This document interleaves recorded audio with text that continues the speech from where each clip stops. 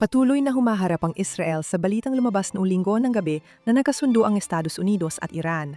Sa halip na mag-focus sa nakakabahalang pangyayari, inisip ko ang mga kasunduang magpoprotekta sa interes ng Israel na kontrolado ng mga Israeli. Magmumungkahi ako ng isa na may kaugnayan sa patuloy na banggaan ng batas at politika sa Israel. Ako si Elan Azulay Diamant, Executive Director ng Israel Law and Liberty Forum, at ito ang Basic Law. Isa sa mga natatabunang kwento dahil sa digmaan ay ang hindi pagkakasundo ng Minister of Justice at Supreme Court tungkol sa mga hukom, kahit pareho silang nasa Judicial Selections Committee. Hindi pa pinatawag ng ministro ang komite mula Enero 2025, kaya maraming bakanting posisyon at labis na nabibigatan ang legal na sistema sa dami ng kaso. Sa sistemang may dilalampas siyam na raang hukom sa bansa, mahigit 80 posisyon ang pwedeng mapunan na yung taon. Ang naipon ng mga kasong nakabinbin ay umaabot sa daan-daang libo taon-taon. Matagal na umuusad ang legal na kwento rito, pero didiretsohin na natin. Inyutos ng mataas na hukuman sa ministro na agad tipunin ang Judicial Selection Committee para magtalaga ng mga hukom sa District Court dahil sa kakulangan ng tauhan. Ayon sa hukuman, ang insistensya ni Levin sa ganap na pagkakasundo bago magtalaga ay labag sa batas ng pagtatalaga ng hukom. Binanggit ng hukuman na si Levin ang lumikha ng time pressure na ngayon ay ginagamit niyang dahilan para magmungkahi ng pansamantalang solusyon imbes na permanenteng pagtatalaga ng mga hukom. Naniniwala akong dito nakasalalay ang malaking pagbabago dahil umiiral talaga ang time pressure na binanggit ng hukuman. Ngunit hindi ito bago at may bahagi rin ng hukuman sa pagpapalala nito. Naniniwala akong may pagkakataon itong ipakita ang seryosong pamumuno sa paglutas nito. Pero para maintindihan paano at bakit, dapat muna nating alam ang nakataya, insentibo ng bawat panig at paano tayo napunta rito. Ang komite sa pagpili ng mga hukom ay binubuo ng 9 na miyembro, kabilang ang 3 mahistrado ng Korte Suprema at isa sa kanila ang Pangulo ng Hukuman. 2 ministro, isa ay ministro ng Katarungan. May 2 miyembro ng Knesset, isa sa koalisyon, isa sa oposisyon. Dagdag pa rito, may 2 kinatawan mula sa Israel Bar Association. Sa ilalim ng right-wing na gobyerno, karaniwan 3 upuan ng koalisyon ang humaharap sa blok ng 6. Mayroon 3 mahistrado, 2 kinatawan ng bar at ang oposisyong MK. Ang komite ay ginawa para matiyak na mga legal na propesyonal ang pumipili ng kapwa nila dahil sa kaalaman at hindi maimpluwensyahan ng politika ang hukuman. Ngayon, kailangan ng supermajoridad na 7 sa 9 na miyembro ng komite para magtalaga ng mahistrado sa Korte Suprema. Hindi makakakuha si Levin ng sinuman sa korte kung wala siyang suporta mula sa 4 na miyembro ng kabilang panig. Dahil 5 lang ang kailangan sa mababang hukuman, alam niyang talo siya sa mga pagtatalaga roon. Ngayon, ang mga district court judge ay malamang maging susunod na miyembro ng Korte Suprema, kaya mahalaga ang kanilang pagtatalaga. Alam natin na ang pagpili ng mahistrado sa Korte Suprema ng Israel ay kasing halaga ng pagpili ng punong ministro. Kaya, hinihingi ni Levin ang malawak na pagkakasundo at pagkakaisa bago siya kumilos. Ayon sa kanya, siya lang ang may otoridad magpatawag ng komite at walang kapangyarihan ang korte na utusan siya. Sinusuportahan ito ng malinaw na batas at malaking bahagi ng legal na komunidad ng Israel. Pero hindi sumang-ayon ang korte.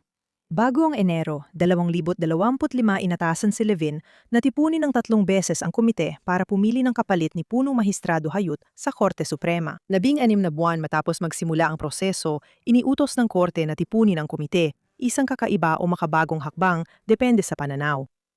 Sa pulong na iyon, dahil wala ang mga miyembro ng koalisyon, si Mahistrado Yitzhak Amit ang napiling presidente ng korte. Maaring nakatipid pero hindi ito nakakabuti sa lehitimasyon ng korte dahil hanggang ngayon, itinuturing pa rin ng Ministro ng Katarungan at ng Kanan ang sandaling iyon bilang pag-agaw sa proseso. At dahil parang kulang pa sa liko ang kwentong ito, bilang presidente ng korte, si Amit ay nakaupo sa mismong komite na inutusan na yon ng korte si Levin na tipunin upang pumili ng mga susunod na hahalili. Pinasa ng Knesset ang reforma sa Judicial Selection Committee ngayong taon na ayon sa mga gumawa ay mangangailangan ng kompromiso kahit sino ang nakaupo. Ito ay nakatakdang ipatupad sa susunod na Knesset. Ayon kay Lavan, kung mapipigilan niya ang pagpupulong ng komite, makakapagbigay siya ng presyon sa sistema at maiwasan ang sapilitang pag-apruba sa mga pagpili. Ang bagong estruktura sa susunod na Knesset ay maaring magbunga ng mas kanais-nais na resulta para sa sinumang nasa koalisyon. Dinidinig ng Korte ang mga hamon sa reforma sa susunod na linggo, kaya hindi pa tiyak kung mananatili ito. Lumipat tayo sa Korte. Limitado rin ang insentibo ng Korte para magbigay ng konsesyon. Hindi tumatakbo sa eleksyon ang mga mahistrado at nananatili sila sa hukuman kahit matapos ang termino ng kasalukuyang kagawaran ng katarungan. Tandaan, ang parehong mahistrado rin ang magpapasya kung pwedeng baguhin ang komite o hindi.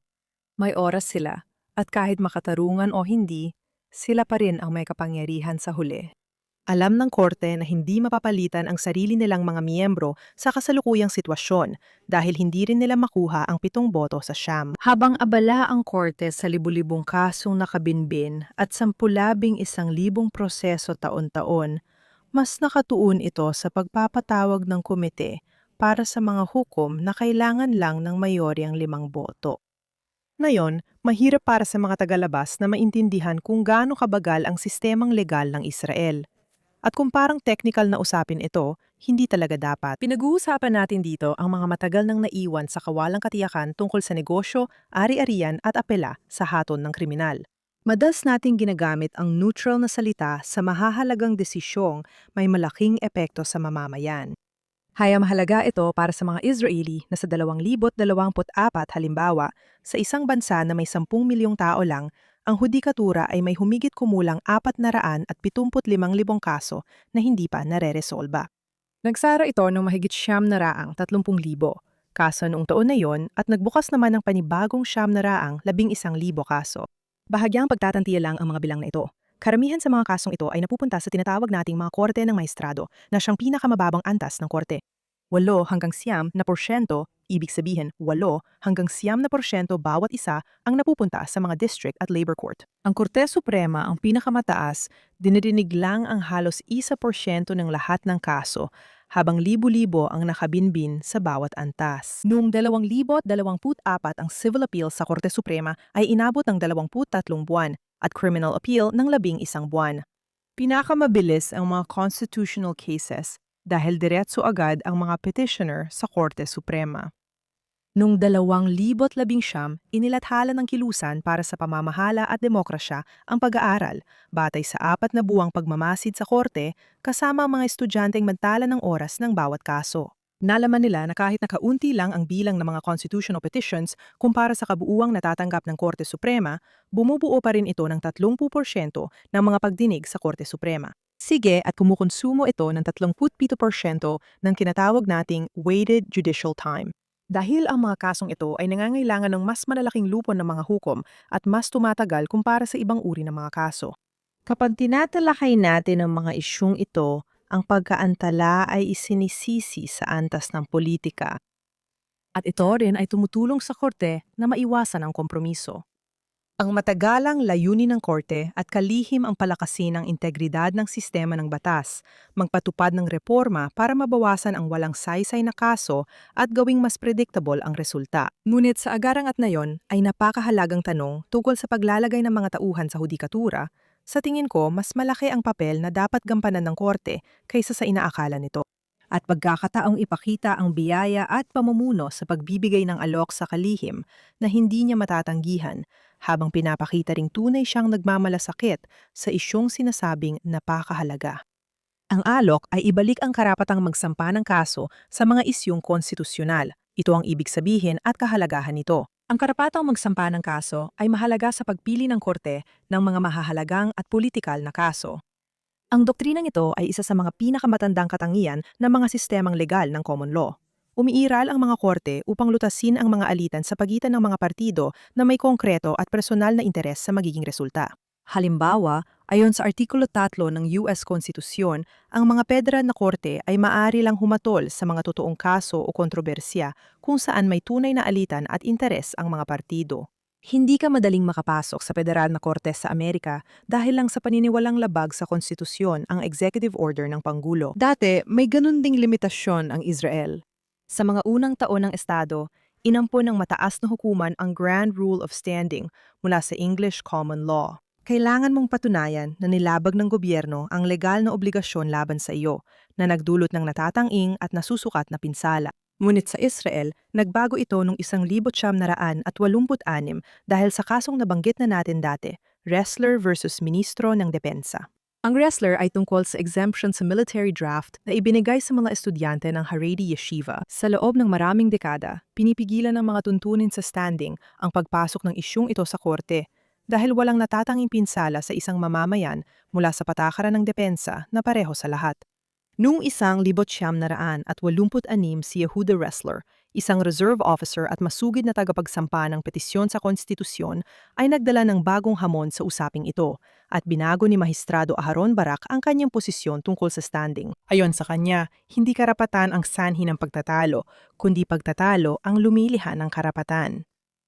Ang pagresolba ng hukuman sa mga problemang pampubliko o politikal ay hindi paglabag sa prinsipyo ng paghihiwalay ng kapangyarihan.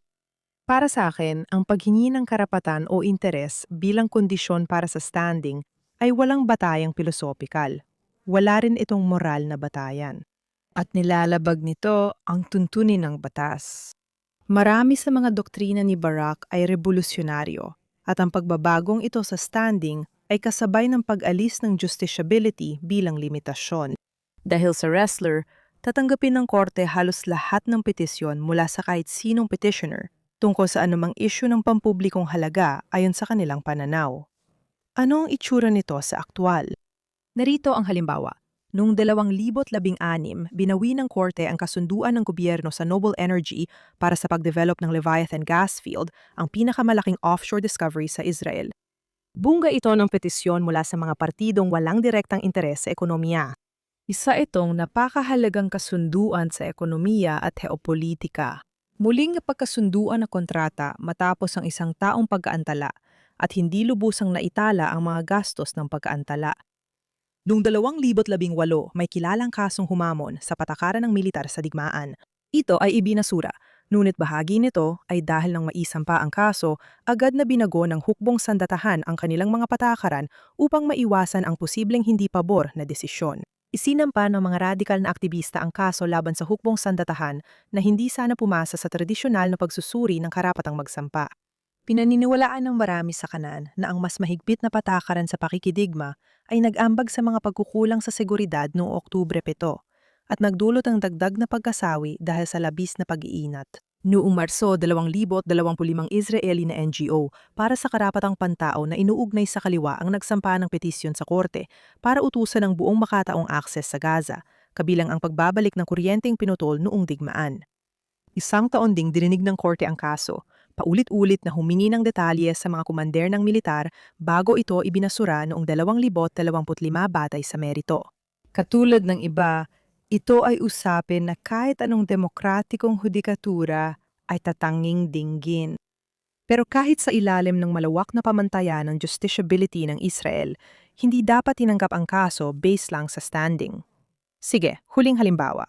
Naidokumento rin ni Professor Menachem Maltner ang pagdami ng petisyong inihahain ng mga kasalukuyang miyembro ng Knesset na walang personal na interes sa kaso. Kung magiging prangka tayo, pwedeng matalo ang isang politiko sa botohan sa Knesset at literal na tumawid lang ng kalsada para hilingin sa korte na ipawalang bisa ang batas. Ngayon, ayon sa kanyang pananaliksik, karamihan sa mga naghahain ng petisyon ay mula sa kaliwa at madalas na nabibigigyang pansin ng media ang mga kasong ito. Si Maltner, na kilala sa kaliwa, ay nagsabing nagsimulang ituring ng publiko ang mataas na hukuman bilang parang sangay ng partidong Meretz mula sa kaliwa. Mahalaga ang issue ng standing dahil ginagamit ito ng korte kahit sa mga politikal na usapin.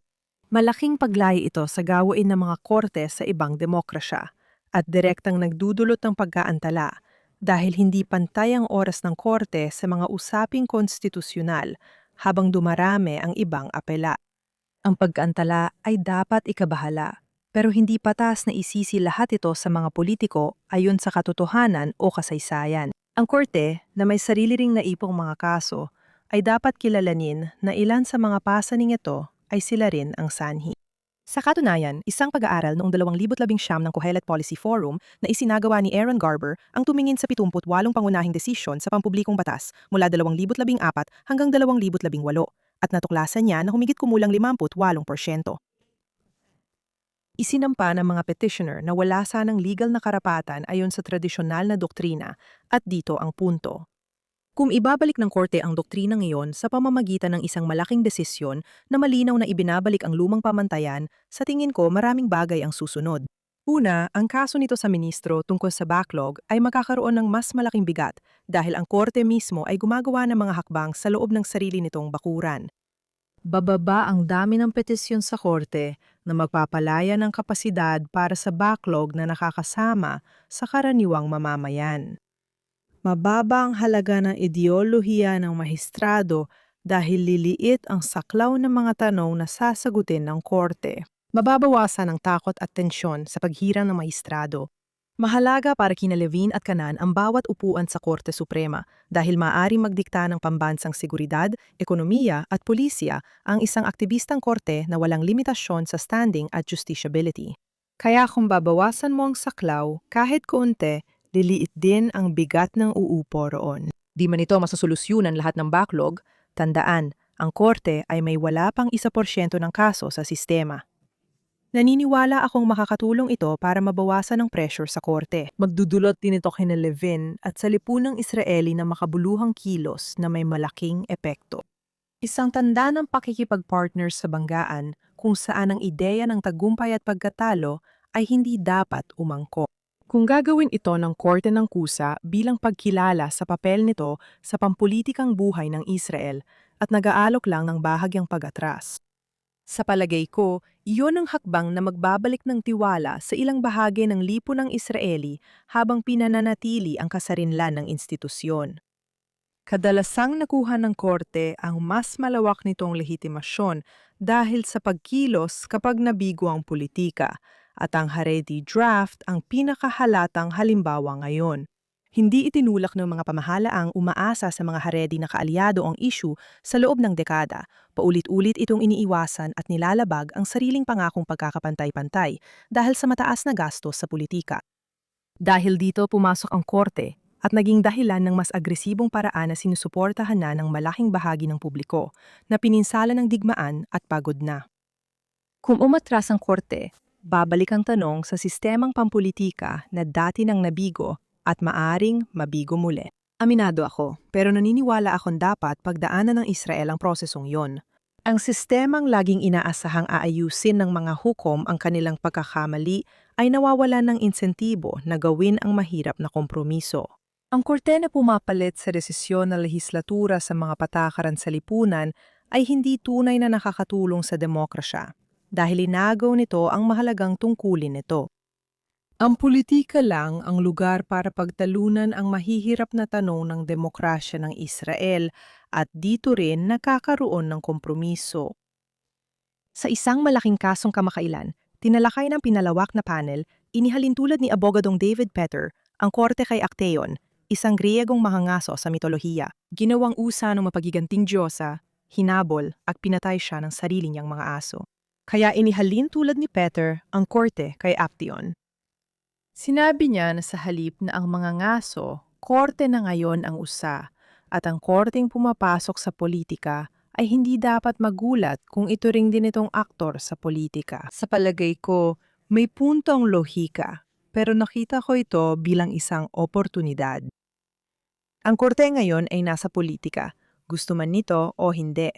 Kaya para sa akin, dapat itong makibahagi sa tinatawag kong gawa ng estadista. Maaari nitong piliin mula sa tunay na lakas ng institusyon na magsimulang bumalik sa mas limitadong pag-unawa sa sarili para sa ikabubuti ng korte, para sa ikabubuti ng sistema, at para sa ikabubuti ng bansa. Hindi tulad ng kasunduan sa Iran, ang kasunduang ito ay kontrolado natin. Makikita tayo sa susunod linggo.